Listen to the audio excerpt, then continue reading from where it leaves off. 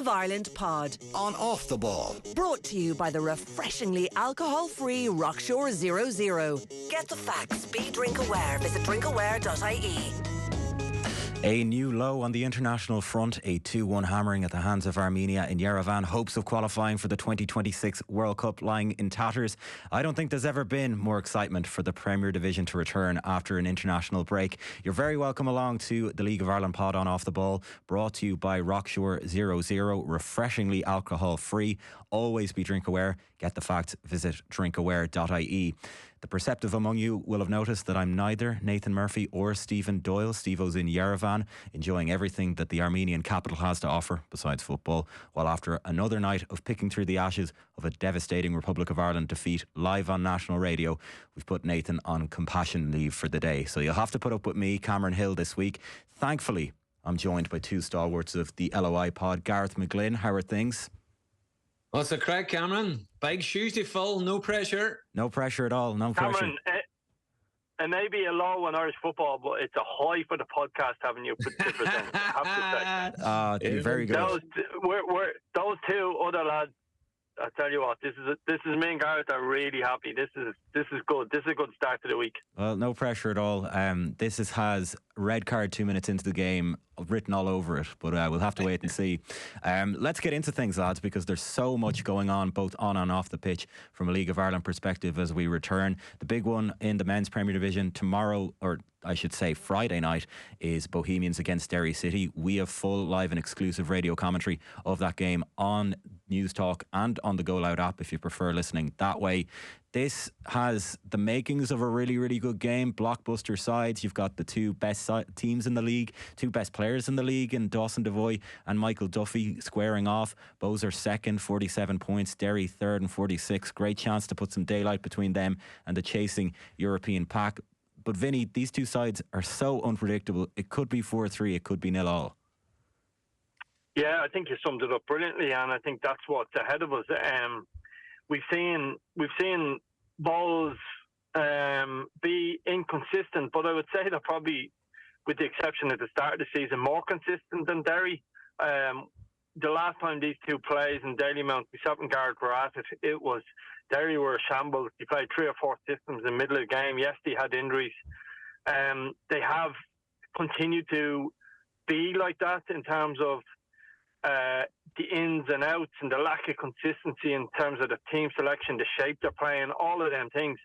But they because of the recruitment, because of the ownership, and to be fair, because I suppose they've backed the manager, they've brought in a lot of good players and they've managed to pick up results along the way over the last while. So when it comes to Bohs, I mean, Bohs on paper are probably the second best squad in the country.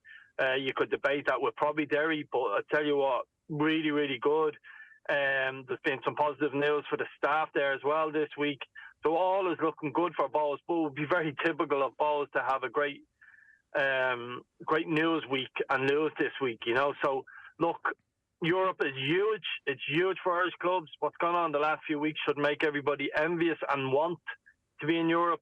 And that's why this is such a massive, massive game ahead of us on Friday, because those other teams, Shelbourne's win last week has meant they're just that a little bit closer as well. It's a huge week ahead of us, Cameron. Absolutely massive game. We're 3/4 into the season now at this stage, Gareth, and we've had multiple fans on LOI Late Night, which will be back this Friday, from Derry City, talking about the Tiernan Lynch era so far. And they always regularly talk about Sam Todd not being in the starting side despite being their best defender. Do we get the sense that Tiernan Lynch knows his best side yet? I would say not, and it shows you how much that he's changed and bringing players in. There was a game of 5 consecutive wins, if you remember. It kind of ran from May and into the early July, right through June. They were absolutely brilliant, and they had the same team more or less, maybe 1 or 2 changes up front with the strikers, but they were excellent. And then the transfer window came, and he brought he changed 4 out of the back 5. since then, and they've just been so inconsistent since. I don't understand why he did it. I'm sure there's reasons from it, but the people they brought in and he signed into the club, they weren't up to match fit. They didn't understand the League of Ireland. They didn't understand what it took to play for Derry City. Whereas the players that he brought out, Ronan Boyce, Sam Todd, they did, and they knew exactly, and they were performing exceptionally well. So that's where the fans are a little bit peeved and a little bit annoyed. Does Tiernan know his exact squad? No. To me, he's got far too many defensive players, and that's to do with recruitment as well. At some stage, there can be 5 centre halves on the pitch. Now, granted, they've done well to be in this position, and through all the chopping and changes, and I'm going to give them a little bit of a compliment here, to be where they're at is a massive, massive result, because it could have went badly wrong. And some might say that he's planning for next year, but I think this is a massive game. See, being 2-0 down at home to Pats last week, to get those 2 late goals was massive. These 2 teams are a bit inconsistent, right? So they've got a 1 and a loss and 3 draws in the last 5 games, both Bohs and Derry. See the 2 teams behind them, Shelbourne and Pats, they've 3 out of 5 last ones. They're the 2 informed teams in the league. So this game is massive. And we know when Derry go to Dalymount, there's always entertainment, whether it be send-offs, whether it be goals. So this is a huge match. But I actually think this is a bigger match for Bohs than it is Derry, because I think if you look at the running for Bohs, I think they've got the most difficult running. And this is a good opportunity to get one over on a rival in Derry City. So big match for Bohs, but equally a big match for Derry. Vinny, when we went into this season and looked at where Bohs are at, and loads of people were talking about maybe them being dark horses for the title, that seems to be slipping away at this stage.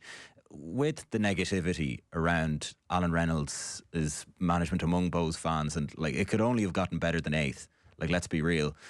Where are they now in terms of their development? Is there enough reason to believe that they might be challenging, say, for a title next year? Yeah, I think there is. I think they're building. The difference between, say, them and Derry is there's a consistency about what they're trying to do. Obviously, Sean Grant was a huge loss at centre half, and they need to fix that. But they fixed a lot of stuff that was their flaws over the last year or two. In terms of, you think of the goalkeeping situation, looks really, really strong. You look at bringing in the striker they brought in. You're going, yeah, I get it. I still believe if they're going to win the league title, particularly how they play. So Rovers don't have someone who breaks 20 goals or anything like that, but they play slightly different. I think Bohs create enough chances that they need a striker that's 15 plus. And we've still to see that play out. They've recruited the striker to do that. It's just whether it plays out that way or not. So there's a lot to like about them. There are a few players short by giving the manager a new contract. And some will say, well, why not wait till the end of the season? Because you could easily fall out of European spots. But I think what they're doing is they're giving the manager, staff, players, and the recruitment of new players an idea of what they're going to do next season. So that should be a benefit for them. So they're building and they're building nicely. And I think if you compare them to Derry's a great comparison. Derry's a scattergun approach, and that can work. Doesn't seem to be working now, and that doesn't build a consistency into next season to let you think Derry are going to win a league title. It feels like, even though Derry could, in a strange way, finish ahead of Bohs this year, feels like Bohs are building, all the little building blocks are coming away. And a great example of that is the striker Derry just dropped in there. What's his name, Gareth? Stevo, yeah. Yeah, like, he's not fit yet. So they bought him in mid-season. His fitness will arrive in about 2 or 3 weeks' time, where 2 or 3 weeks before the end of the season. So they should have left what he had there and got the best out of him. But look, I know Gareth's making the point there that maybe it feels like they're building for next season. Maybe they are. But go back to Bohs real quickly, Cameron. In a really strong place as a team, as a staff, everything about them is positive at the moment. They just got to back that up on the pitch, and be careful not to fall out of them European spots. And Cameron, you know what I like, and Vinny, you know what I like about it? They're almost taking a leaf out of Shamrock Rovers' book, where they're building small blocks every season. It all started with Pat Finlingan as director of football. There was a clear strategy when he went in there about what they were going to target. They were going to target players in their early to mid-20s with League of Ireland experience in each position that can go in and can push on for 4 or 5 years and get them under good contracts. And you take that in relation, and Vinny did it, compare it to Derry. Depot, good player. I like him a lot. He's big, he's strong. He's had 18 clubs in his career so far. Now, there's going to be two things going to happen to Depot. Depot's only going to be brilliant at the start of next year, and he's going to move away, or he's going to be poor and Derry are going to let him go. So there's no long-term strategy or thinking when it comes to Derry's recruitment. And in general, and I've talked about it in the podcast loads, that's just not on the pitch, it's off the pitch as well. So I agree with Vinny. I think Bohs are in a serious position, not only to challenge for honours this year, or sorry, to give it a push this year, to challenge for honours this year, or sorry, to give it a push this year, but next year and for the next 3 or 4 years, they've got a solid squad with an average age of mid-20s. Just the last one before we move on to the FAI Cup action, Gareth. Who have you been more impressed by this year, Dawson Devoy or Michael Duffy? Because they've both had absolutely amazing seasons. They've been really eye-catching. Someone described either of them as the David Clifford of the League of Ireland at the moment at one time or another. Like, who's winning that race? It's a pretty high bar. Oh, Cameron, this Derry, you're asking a Derry man. Cameron, I was looking for an unbiased answer. I didn't hear the other name you said. It was just Michael Duffy I heard there. No, the two of them. Listen, the two of them are flying at the top of their powers. I mean, the voice come back and he's playing. He's at the pivot. I always think the bottom of midfield, it's a dying trade. I think those types of players are hard to come by now. I think you look at him, Healy and Winchester. I'm probably missing out on a few. I mean, you've got McEnroy. We talked about JJ Lunny a couple of weeks ago in the podcast. Those players are so important, especially because the managers who manage them want to play through the six and through the midfield and play through the lines. So Devoy's brilliant at that. I mean, different players, obviously. Devoy is more build up from the six. He can score goals as well. He can play in an 8 and a 10 if you want him to. Whereas Mickey Duffy's just a match winner. He's just, every time Derry needs something or they need a goal, they end up just giving him the ball. And while he's playing on the left or playing in the middle, he's as dangerous. He's an exceptional. And it's going to be probably down to Michael Duffy more than Devoy, because Devoy has got a lot more ahead of him. Whereas Michael Duffy, and I keep talking about it, the options that Derry City have past the back, they play 5 and a 2, 7, the 3 and top. I mean, it's really difficult for him. And you probably give Duffy more credit because he's got nobody else to alleviate the pressure. He's always got 2 people on him. The other team can concentrate on him because they know that the threats aren't in the other players of Derry City, which is not what you want. You need to have 3 or 4 threats. So 2 great players having great seasons. Yeah, and Cameron, just quickly on that. That one, I think it's interesting. 6, 8, 10 is Devoy can play, and he does all of them roles really well. But on Michael Duffy, we won't make it too Derry, but he's not really playing as a left winger enough. And for Michael Duffy, the best player in the league, I think he needs to play left winger. He's in and out of games a little bit, and he's brilliant when he comes in now games. But I think he just play him left wing and play him in his very best position. I think they've got the players there to play with 2 out-and-out wingers and don't do enough. I think that's the problem in many ways. And it probably goes back to that whole idea of Tiernan Lynch not knowing his best side yet, that once he's able to manufacture a side around the rest of the pitch where Michael Duffy can slot in at left wing, who knows what Derry could achieve this season or the next. But that is our full live and exclusive radio commentary game on News Talk on Friday night. Bohemians against Derry, a 7:45 kickoff at Dalymount Park. The men's FAI quarter-finals then, lads. We have Drogheda United against Shamrock Rovers. Michael Noonan in flying form, scoring for the under-21s. Rovers aiming for their first cup win since 2019. The head-to-head very much favours Shamrock Rovers. 8 of the last 10 meetings have resulted in wins for them, the other 2 being draws. So Gareth McGlynn, why are Drogheda going to win this?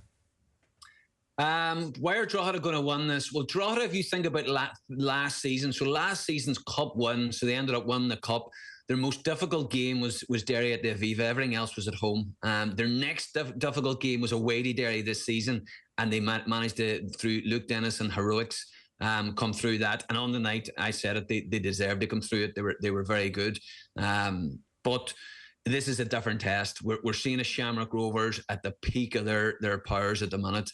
Listen, you know yourself, Shamrock Rovers go away to Shells, away to Pats, away to Derry, away to Drogheda is one of the most difficult places to go and get a result. So I would imagine, and I don't want to upset too many St. Pat's fans, that the winner of this game could potentially go on and win the cup. So we could see Drogheda retaining the cup or Shamrock Rovers winning the double. So this is an absolute cracker to go through, because Drogheda, if you see the last two games, Drogheda have only lost two tight games and difficult games by the odd goal. There's nothing in their games, and this will be the same. There'll be a moment of magic from a Michael Noonan, from a Gaffney, whoever you want to call it, or from a Drogheda player, and that's what it'll take, either a big mistake or a moment of magic. And at the what are we at, the quarterfinal stage? That could be the difference between winning the cup and not.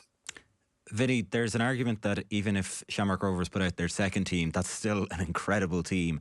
But of the three campaigns, the three fronts that they're fighting on now, between like rounding off the league title and their Conference League campaign coming up next month, like, is the FAI Cup the most expendable, or are they going to go full throttle for this as well and see just how much they can take that isn't nailed down this year?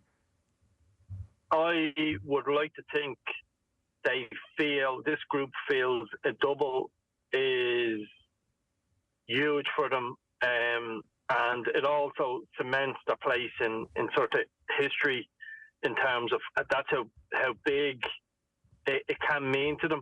I think the one thing we can argue about Rovers, how good, like I never compare eras who was the greatest side of all time and all that stuff, but the one thing this group is missing is a double for me, and the utter dominance of, whether it was Dundalk a few years back, whether it was Shells a good few years back, a double, the great Derry side of all them years ago actually done a treble.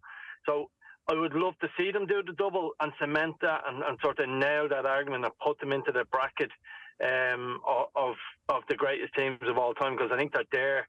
So I'd like to think, I remember that Dundalk group, we really wanted to win a treble. It was on our mind.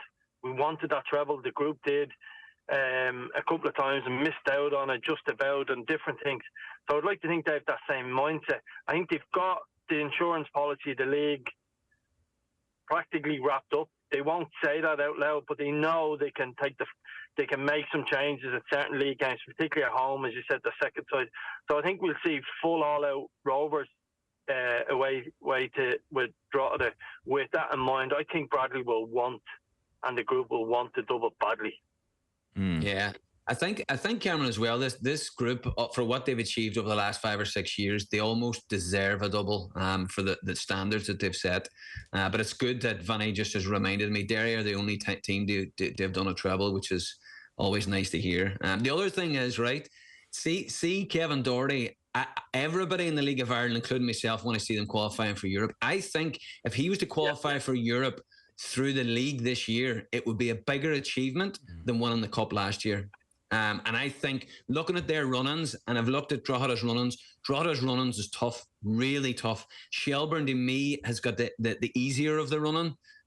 So I think that both teams are obviously going to go for it now in the quarter-final stage, especially it's been such a big game. But I think if Drogheda were to get knocked out in this match, I think they're going to find it tough in the league because they've got a tough run-in. And like we forget that given the coefficient, it'll be Europa League that the FAI Cup winners get into in terms of play-out or into the qualification next year. So there is that carrot that if you lose that first round, you go on to the Conference League, but you have a slightly easier European run. Like, that's an offer. I know Shamrock Rovers don't necessarily have to worry about that, but for Drogheda, that could be a massive, massive boon, given that they might have to drop down again if Silkeborg find themselves in the Europa League this year. So we'll have to wait and see. Look, I think we all want Drogheda to qualify for Europe, whether that's through the Cup or the league, and we hope they do. The one thing is, if Rovers do the double, it will go to the fourth place in the league as well. So that extra place they will have to chase down. But it feels like with Shells, Moulter and Bohs have stolen the march on Derry. Feels the best way to Europe at the moment is beating Rovers on this weekend and doing it the FAI Cup way. Let's move on. That game, by the way, in Sullivan and Lamb Park has a 7:30 kickoff, and then 15 minutes later are the two other quarterfinals on Friday. You've Kerry against Sligo Rovers. This has playoff precursor written all over it, lads. I know Kerry are slightly out of the playoff picture now, but for Sligo Rovers, in terms of what might be coming later in the season, getting as far in the cup as possible and winning these one-off knockout ties, Gareth, feels like that will really stand to them if they manage to finish in ninth. Yeah, and to be honest with you, if you get a good cup run, it's shown through the years that you tend to do better in the league as well. Just having those games and the confidence it brings you. Should Sligo get through to a semi-final of the FAI Cup, and listen, we know Sligo have got a great pedigree, and they've won two in 4 or 5 years back, and I think it was 2012 and 2014. But so they've got great pedigree. And I think should they go through this, I think they actually catch Galway and possibly Waterford as well in the league. I just think they're playing with that much confidence. I think Waterford and Galway are going in the opposite direction to Sligo. But what a game for Kerry. I mean, my God, if they were to get into the semi-final, it would be an unbelievable story. And this will be a tough game. I mean, Kerry, we've seen their home results. They're good at home. They're a solid team. They have threats going forward as well. And we know how much Sligo like to attack teams and try and score goals. So this will be a real cup tie. And what a reward. Into the semi-final of an FAI Cup. And then once you go into the semi-final, looking at the other quarterfinals, you've basically got a free shot no matter who you meet. It's a free shot. You get a home draw, and God knows what'll happen. It's fairy tale stuff. Yeah, I don't think anyone would argue against the fact that Colin Healy's done a remarkable job since he got in there, Vinny. I mean, like, maybe the playoffs is they're 8 points, I think, adrift of fifth place in the first division now. So the playoffs, unless they win all their games and someone slips up, seems like an unlikely prospect this year. But like, from where they were and having an incredibly young manager this year, and no disrespect to him, to having Colin Healy come in, Kerry as a test subject for upstarts who can make it in the first division, with the third tier coming down the track very soon. Was there an inevitability about this Kerry team coming good, or has Colin Healy really been the difference of where they're at now? I think, to be fair to the previous manager, I think this is a bit of an evolution of the club, the players, and I think this is also part of. I mean, we need Irish football to hit all parts of the country, whether that's Mayo and future, back into Monaghan. So you sort of, in one sense, you want Sligo in the semi-final and have big games, whether it's Sligo and Pats and Rovers or Drogheda and whatever. But at the same time, you would also like, as part of the building of the Cork sort of franchise, or Kerry franchise, you would love them to have that big day out. And I think what that brings is extra sponsorship, people involved, more people at the game, more sort of eyes on your product from people in Kerry, and it's sort of part of the building of them. So I think only good can come out of this tie. It feels like Sligo's attacking prowess will give them a massive, massive advantage. That's the one thing you would say.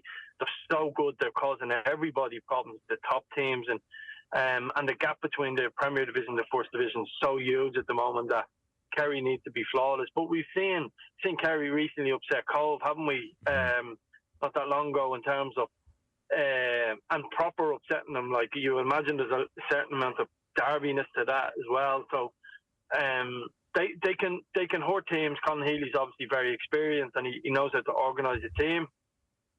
It won't be easy for Sligo, but you feel Sligo are just too far ahead, and will get the job done. Yeah, and I feel there's anecdotally a lot of Sligo Rovers fans literally making the trip up to Dublin just so they can take the flight down to Kerry for the game because of the novelty of that. But in terms of on the pitch, Gareth, Jadakiki has been such a key player for Sligo Rovers this year. He was involved in the under-21s coming in from Dundalk at the start of the season, and it's just another testament as to the brilliance of John Russell and the instruction that he's given, that he's allowed thrive. I've seen him at some points during this season. He's been pretty irresistible at times. Yeah, I said a couple of months ago, he reminds me of, and I don't want to put too much pressure on the young fella, but of Paddy McCourt, the way he carries the ball with short steps and low centre of gravity. He's really good. I watched a bit of the game last night as well in the 21s. They've got plenty of attacking threat with Trent coming on as well, and then Noonan coming on and getting the goal. But Akiki is top notch, really, really good. I was very, very surprised whenever Dundalk got rid of both him and Conor Malley. I could not believe it, and then I saw them live up at Sligo, and I was going, "How does that even work? Or why would you get rid of somebody like that, or with that sort of talent?" And you could see, listen, he was a bit raw, and at his age, but he's learned under John Russell so quickly. It's almost, and I keep saying this about players that come into Sligo, it's almost like John Russell just lifts a weight of problems off somebody and just says, "Go and play." Go and express yourself. Go and enjoy yourself. Work hard for me. And that's another thing. He gets talented players working hard for him. And I don't know what happened with Malley, but Malley was working hard when he was at Sligo and at himself. And hey, Kiki's the same. And this year, and I asked him at the beginning of the year, I said he was one to watch, but he needed to put goals to his name, because you can do, even on the commentary last night, they were saying the end product wasn't good enough. This year in the league, he's starting to score goals. He's starting to score headers. He got 2 headers against Shamrock Rovers. He's starting to create assists. He's starting to create some good goals. It's just in that final third now, he's starting to put the numbers towards the talent and the work that he's putting in.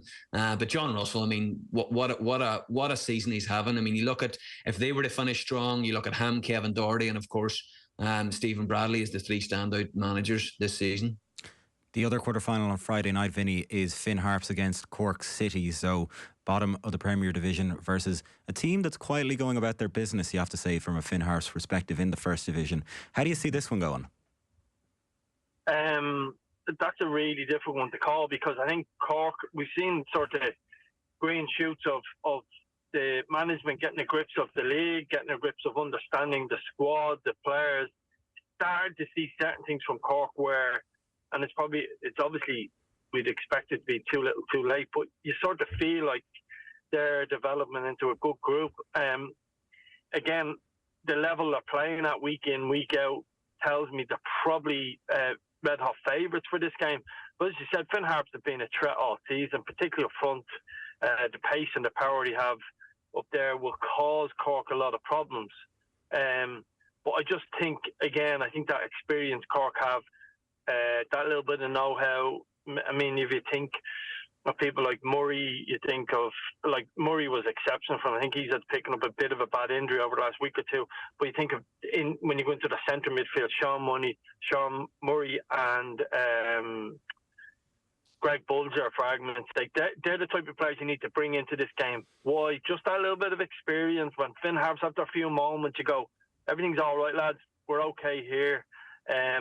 And because they've got a decent blend of youth and experience in their group, those two sitting in midfield would be crucial, I feel, for this game.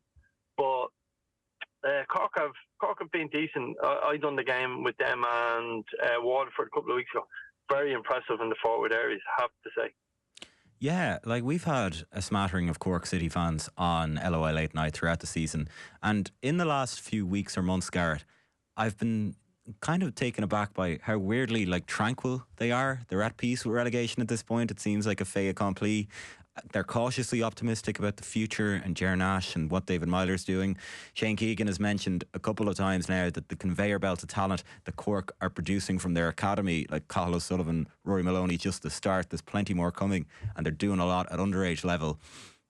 It feels weirdly like relegation mightn't be the worst thing, because you can go down to the First Division, bring through these new talents again next year, and maybe come up a little bit stronger and make a few bob on the side. Absolutely. And we got to remember as well, with Myler and Nash, this is their first senior club management gig. I mean, it's going to take them time. They're going to have to learn on the job.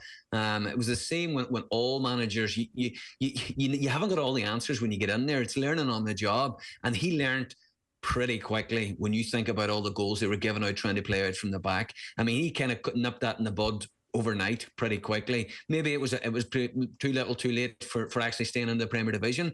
But if he learns that... Well, Gareth, do you think they're the right they were the wrong managers at the time, but they're the right management setup now? Does that make sense? So yeah, no, they were within touching distance of Sligo. So does an old head, a League of Ireland person who knows the league, the signing Sligo made, etc. Or Cork didn't do that. It was the wrong people at the wrong time. But now it feels like they're the right people at the right time for rebuilding the club and going forward over the next 18 months, 2 years. But my perspective is always the decisions need to be more long-term than short-term. And I think that's what Cork and the hierarchy did. And the owner turned around and said, listen, I could get somebody in here to keep us up, but we'll be in the same situation next year. He says, I'm going to pick a man, I'm going to back him. Even if we go down, he's going to get us back up again, and we're going to be much stronger when we come back up again. And I thought they did that whenever you saw the influx of good players, whenever Tim Clancy was there, but it obviously just didn't work out. So by doing that, I think you would have been putting a bandage on an artery bleed. I think you need to go back down, Jer Nash, Myler, give them time. As Cameron says, huge amount of young talent there. You bed that in, and then when you come back up the next time, add a few more senior people, and they'll be ready to rock and roll. So I'm excited to see what they do next year. But just going back to the fixture, two of the youngest and probably the teams that are giving youth a chance. When you see Harps have got two Irish internationals and McAteer in the right back as well, and then they've got Mpongo up front who's scoring the goals. So trust me in this now, Cork City will not be getting it easy at Finn Park for that match. That will be a tough game. And Finn Harps are in that kind of middle ground now that they're not really expected to go up. Kevin McHugh has consolidated. He's got them now getting a few results, mid-table in the first division. They're not expected to push this year. If they push and they get into the playoff, great, and they go through, wonderful. They're not ready to go up. So this will be a free shot for them, essentially. So this won't be easy for Cork. It'll be a tough game. Yeah, indeed. We'll fast forward just a bit. Looks a right handful, doesn't he, Gareth? Unbelievable. Very, very good. Very lively, strong, quick. I mean, he looks really good at that level. And I can't wait to see him now at Cork, because obviously it's a level up. Yeah. And if he can make the step, it'll be really good. But McAteer in there looks good. Turish is holding it down at the back again. Really experienced guy. I would have played with him at Derry when I was younger. The right back's an excellent, powerful player, playing with the underage Republic setup as well. So no, there's some good players. Skipper. McNamee still skipper. McNamee still skipper, strolling around, sticking them into the top corner. He's loving it, and he's got a new freedom as well. He's playing with if, you know what, I've got a few years left. I'm just going to enjoy myself. And I think, in fairness to Kevin, that's what he's brought to the club. He's brought in youth with a bit of the old guard back again. So it's a nice blend. Indeed. We'll fast forward a bit to Sunday, the 14th of September, because the final of the quarterfinals sees St. Pat's against Galway United. I mean, it cannot be understated, Vinny. This is a huge game for Pats, really. I was looking at their form, and actually, you get this impression just how we'd bigged up Pats earlier in the season, and they're title contenders, that they've actually had a crap season, but their form has been pretty good going into this game, so there's no reason to believe that they won't put together a cup run. No, but the form has been crap this season. Overall, in the last few games, they've been winning and drawing. Like, they haven't lost, I think, since June. No, the last few games, I'm flagging, of course, but the last few games have been a lot better. But for where they are and where they should be, they're way off their levels. And I think they need. Will they get Europe? I think they're the side most likely to finish fourth. It feels like at the moment. And if they do, well, maybe the Rovers doing a double will help them. Fourth or fifth seems like Pat's natural position. They need someone like a Bohs to collapse, I think, for them to catch them. It's a huge game. I can see a Pats Rovers final already. I feel like it's sort of in the stars for that to happen. And you know, so often it happens that Pats will probably be fifth in the league, needing to win to secure Europe. And as you said, they're so good. The manager's so good in Europe. You feel like they go into the Europa League. It's a huge shot in the arm for them in terms of building for next season, and lose. And it's not been a good season. It's been an awful season for them. If they don't qualify for Europe. So it's a massive game for Pats. Absolutely massive. And probably in a strange way, one of the last teams you want is Galway, because Caulfield and Kenny is still not, it still has a ring to it between both of their ears. Caulfield it will kill him to go up to wrong choice of word there, but it will hurt him going up there to lose, particularly to Kenny, particularly to Pats. Galway will feel that there's a chance of them having a cup run as well, and he'll take inspiration for what they done last year. So it is a huge game, absolutely huge for so many different reasons. But the biggest one being Pat's season, it feels like hinges on this game this weekend. Yeah, it feels crucial, Gareth, and I suppose like the unfortunate spectre of this is that there will be an emotional side to how Galway United play with the recent passing of Ollie Horgan. But like if Pats don't get over the line or they don't make a final, do we really start asking questions about Stephen Kenny and his management so far? Because it seems like he's not been put under pressure. There's very much a sense that this is going to be a project, a long-term thing. He's been given a very long deal there and starting to build. But surely you'd expect better results than what we've seen so far. Listen, there's no doubt about it. Vinny touched on it. This season at Pats just hasn't gone the way that they had thought it's gone. I mean, and it's back to the Ger Nash point as well. When you're an owner, Gareth Kelleher, a CEO or a board, you appoint people for the long term. Yes, at times, depending on the where you're at in the journey, you might plug somebody in for a year or 2 years just to consolidate. But this wasn't a consolidation. This was a push for Europe, a push for titles, a push for cups. Let no mistake about it. I think this weekend Drogheda and Pats are the two teams under pressure. Pats running is not easy.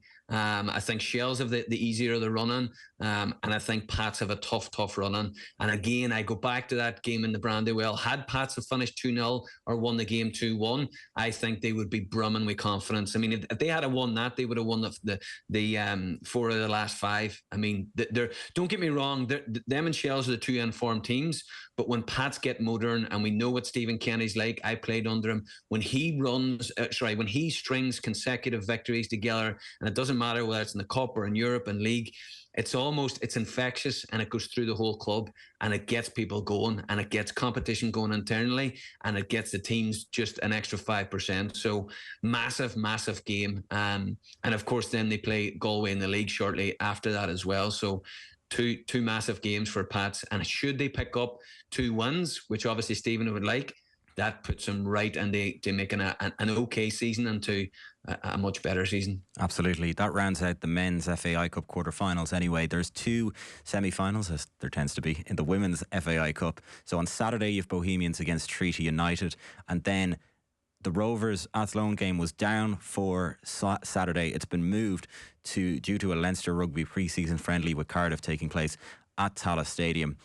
One interesting storyline from an Athlone perspective, people will have seen the last couple of days and the Colin Fortune situations. Just go through what's happened there. There's been a bit of back and forth from both sides. He resigned very suddenly on Sunday from the women's manager position, and then spoke to Westmeath Independent on Monday saying he wanted to retain the services of key players ahead of next season, was told that no decision would be made on his future until the season ended, and there was also a proposal from the club to involve a member of the executive board in training, team selection and in the operation of the dressing room, the team's dressing room. I felt it undermined my management and created confusion in the dressing room, and I couldn't have that, Fortune said, and cited those 2 things as the reasons for his resignation. Then Athlone released a statement yesterday saying that the club was presented with an ultimatum by our former women's team's manager for a contract extension delivered ahead of vital League, Cup and European fixtures. The timing and manner of this departure are regrettable, but they stem solely from individual interests being placed ahead of the collective progress of the team and the club. That's something we cannot and will not accept at Athlone Town AFC.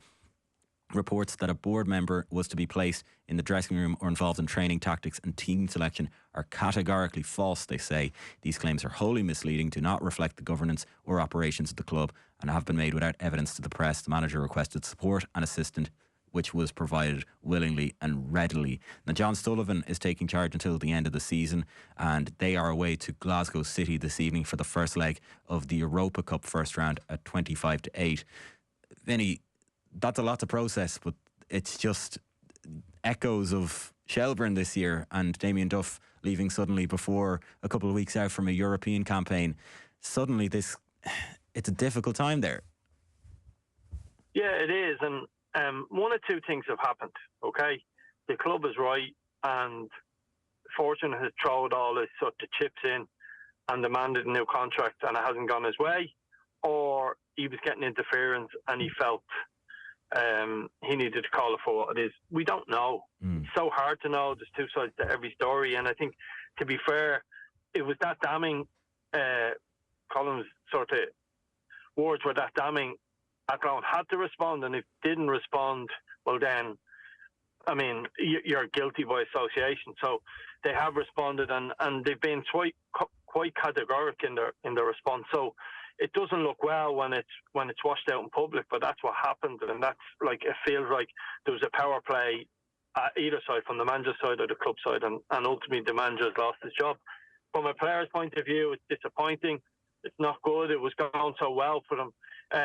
It's brilliant to see what they've been able to do. I've long had the view, especially being in Longford for 8-9 years, that our neighbours across the way in the sort of in that brilliant derby is such a hotbed of soccer, both men's and women's side of it, that somebody has to do a better job at Athlone, and somebody has to be able to get it right, and somebody has to be able to manage the politics around that football club, because it's not working. And maybe that's unfair on the club now, because their side is right, not Colley's. We don't know, but it feels like it's been a soccer town that's been just dragged through the mud for 20, 30 years at this stage, and it just seems one disaster after another. So I just wish the players well. The ladies have done so well that hopefully it galvanised them and has the opposite effect, which sometimes happens. But such a crucial time for this to happen. Whoever's at fault should hold their head in shame. Yeah, for sure. And we probably don't know the full extent of the situation there, and it'd be very interesting to hear Colin Fortune and the new CEO Nick Giannotti come out and speak on mic at some point about what's happened. But maybe the dust needs to settle, and there's probably bigger fish tonight, at least, in terms of their European adventure. Yeah, go on, Gareth.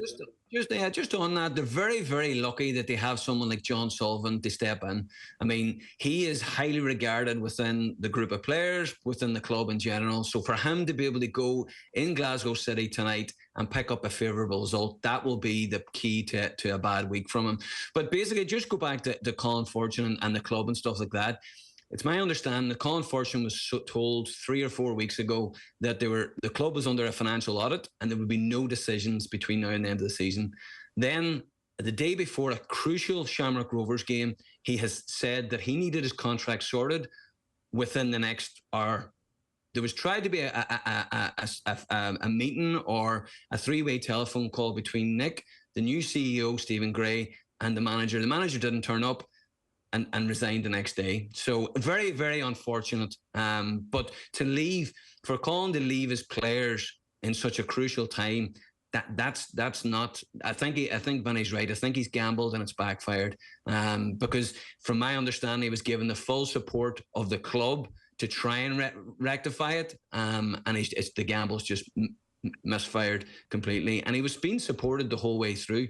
Even with the new CEO appointed, they were going through points of how they were going to improve the club, how they were going to improve the women's team, to give them the ultimate opportunity to do what they're doing in Europe and kick on. And it just hasn't worked out. But luckily, they've got John Sullivan that'll be in the sideline tonight. And listen, we'll see someone probably pretty quickly to take over in that role. Yeah, absolutely. And as you say, John Sullivan, very highly regarded, was under Graham Kelly at DLR Waves a couple of years ago when they were pulling up trees very, very admirably. So best of luck to them, and we will watch that one with bated breath. Just to finish today, guys, Virgin Media broadcast their details for the final day of action for the Men's Premier Division on Saturday, November 1st, 2025, obviously. 4:30, all the games are going to kick off. It feels like they're going for a red zone style jump around the grounds approach to that final day of action. It's just a shame that the title race seems to be over, and maybe the relegation battle is over as well. But having those sorts of innovations is great for the league and will be great in terms of advertising it, given that Shamrock Rovers and Shelbourne will be well deep into their European campaigns. There'll be a lot of excitement. It'll just make for a great couple of days. So, yeah, I just wanted to get your thoughts on that. Oh, it's potential to be really good. we just hope that, if you think about it now, Cameron, as it stands, yes, the league title race be over, but as it stands now, they're potentially huge. I mean, Waterford, you don't feel would be more than 3 points ahead of Sligo or Galway on the last game of the season. You don't feel that, and you feel that whoever's going to get that European spot, it feels like they've got to win the last game. So it does feel there will be something at stake. Now, that may change, you know. Derry and Bohs could get away from everybody, and the top three could be sorted, and Sligo, Waterford, Galway could all be cut adrift. But it feels like at the moment it will be a brilliant innovation. And do you know what? It could be the start of something. We have to keep trying these different things. What we've done, what the media has done, whether it's been News Talk, whether it's RTE taking over the rights for the FAI Cup, whether it's been the Virgin deal, they're all adding extra strings to our bows. The league continues to grow. We can't take for granted. We have to keep trying things. You've got to give credit for Virgin for this suggestion, but you've also got to give credit to someone like Mark Scanlon, who is creating the environment for these things to work, in fairness. And we all kick the FAI and we all give out about them, and it's not a good week for the FAI in terms of the international team, etc. But there is people there pushing our game, and Mark Scanlon, I know, is one of them, and there's others doing great work. So got to give credit where it's due. Let's hope it's a massive night for everybody in terms of what's at stake. But it may not be, but at least we're trying. Yeah, and I just want to echo, Cameron, sorry to cut off you. I want to echo Mark Scanlon. The FAI, for me, I would see them like almost like a marketing company. They're very flashy in presentations. Mark Scanlon is someone that actually takes action. And what he has done in the short period, 2.5 years, I don't know if he's in there in the FAI, has been nothing short of remarkable. Honest to God. And we know any organisation across the world in any sector, the biggest and hardest thing is you recruit good people. And people like Mark Scanlon need to be kept, they need to be paid well in the FAI, and they need to be protected, and they need to be supported within their role. So I totally agree with Vinny on that. And the Virgin thing, I mean, the games. So you've got Waterford playing Galway in the last game. You've got Shamrock Rovers Shell's playing Pats. So that's going to be a pivotal game for Europe, depending on whether Pats are in the FAI Cup final. And then you've got Bohs and Drogheda as well. I mean, those three games alone are going to be crucial in the European and the playoff spots as well. It's great. It's brilliant. Absolutely brilliant. And the more exposure that we get, this sort of things, the better.